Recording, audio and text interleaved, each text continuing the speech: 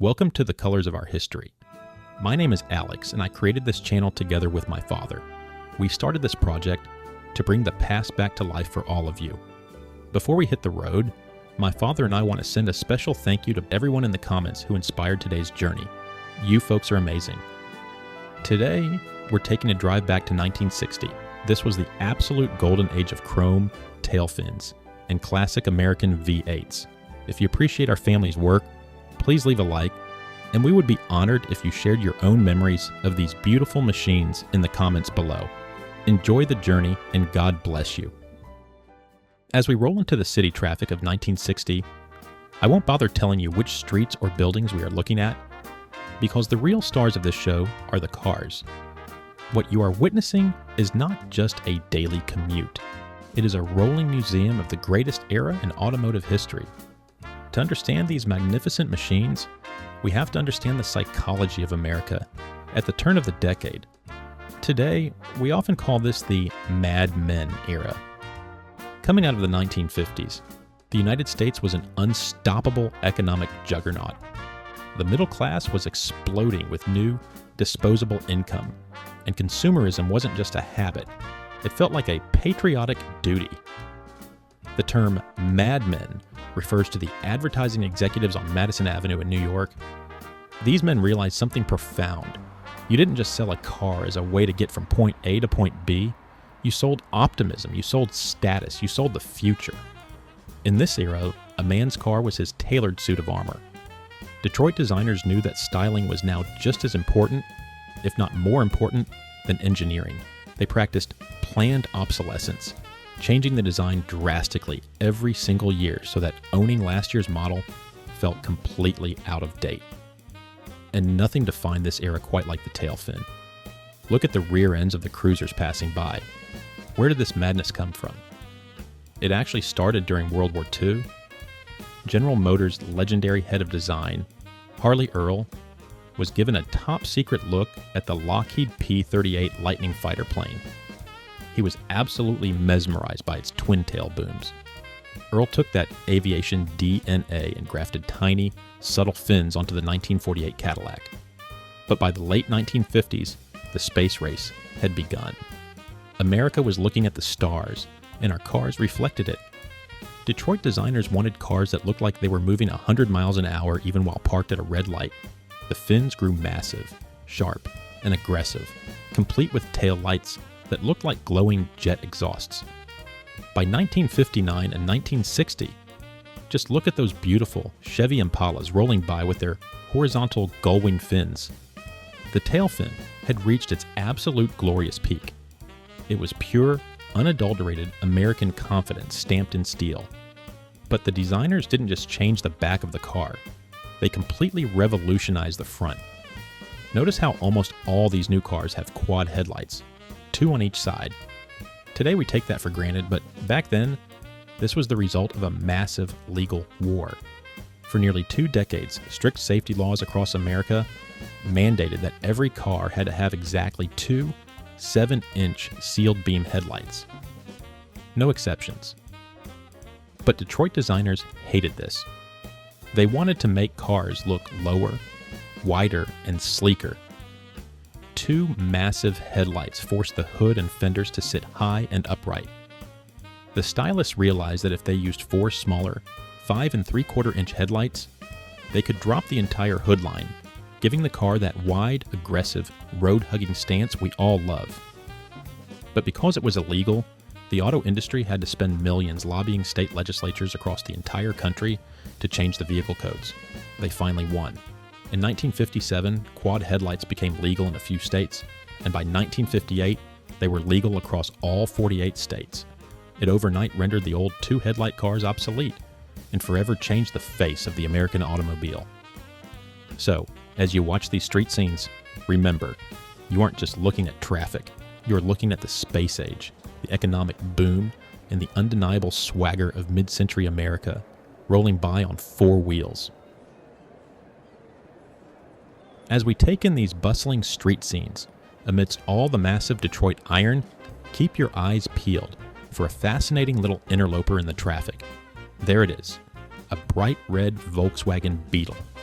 seeing a bug in 1960 is a perfect historical marker.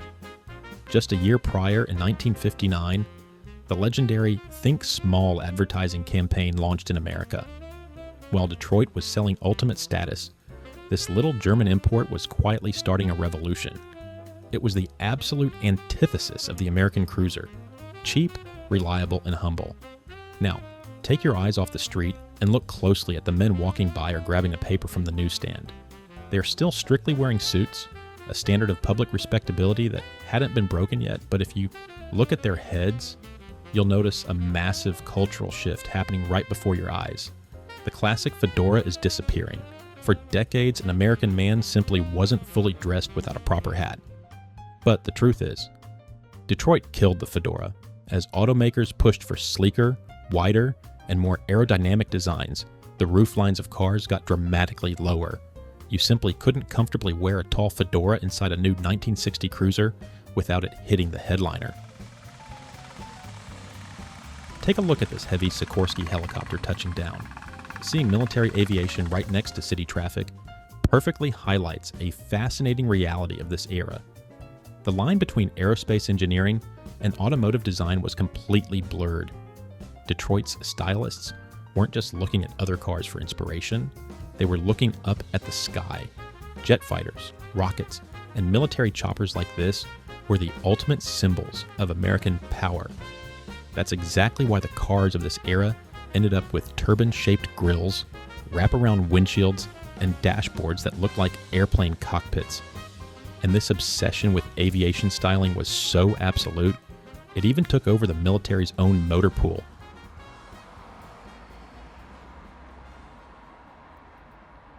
As we watch this footage, the backdrop shifts to something truly monumental. We are looking at the classic, eternal stone of Washington, D.C., the Lincoln Memorial and the Grand Federal Buildings. But I want you to notice the beautiful contrast here. Behind the traffic sits architecture designed to look like ancient Rome or Greece, meant to last forever. But rolling past it on the asphalt are machines that were designed strictly for the future. Look at the sheer length of these cars gliding by. My father always marveled at this specific era of engineering.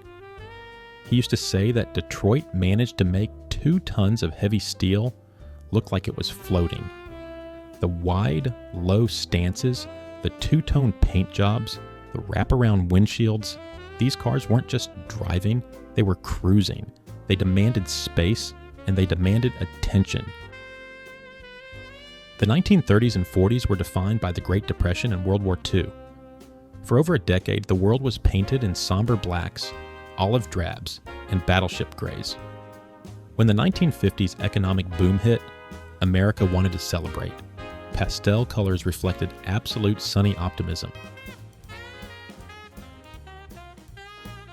And it wasn't just the private cars that got this royal treatment. Take a close look at the buses rolling through the frame. If watching these buses gives you a certain nostalgic, cinematic feeling, you are absolutely right. In the 1950s and early 60s, American buses were true design icons. Before commercial flying became cheap and common, the bus was how America moved. Think of every classic movie from that era. There's almost always a scene of someone stepping off a cross-country bus with a suitcase and a dream. Automotive designers put just as much love into these heavy transit vehicles as they did the luxury cars. They featured fluted, polished aluminum siding, heavy chrome bumpers, and massive panoramic windows. They looked like silver bullets cutting through the American landscape. They were the ultimate symbol of the open road. And speaking of the open road, all of these incredible vehicles finally had somewhere to go.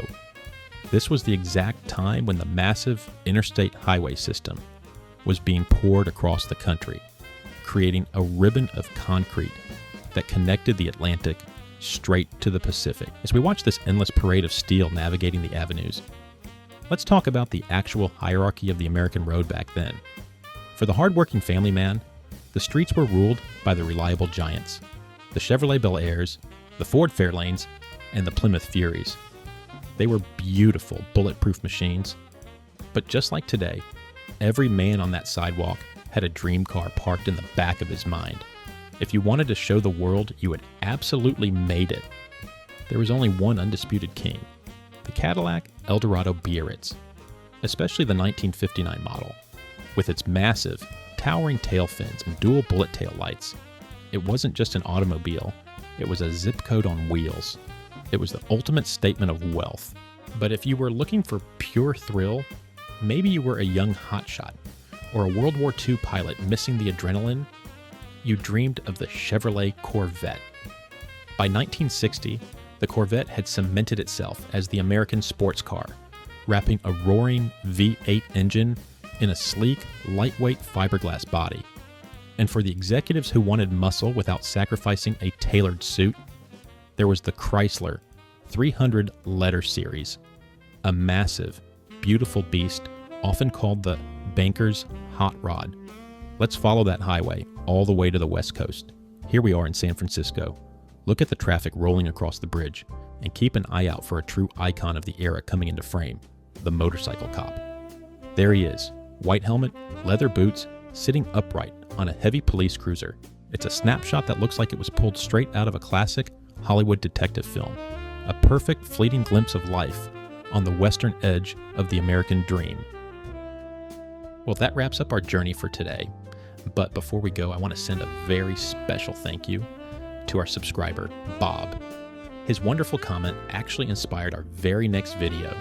Next time, we're stepping out of the cars and taking a deep dive into the fashion, the elegance, and the strict style rules of the 1950s and 60s.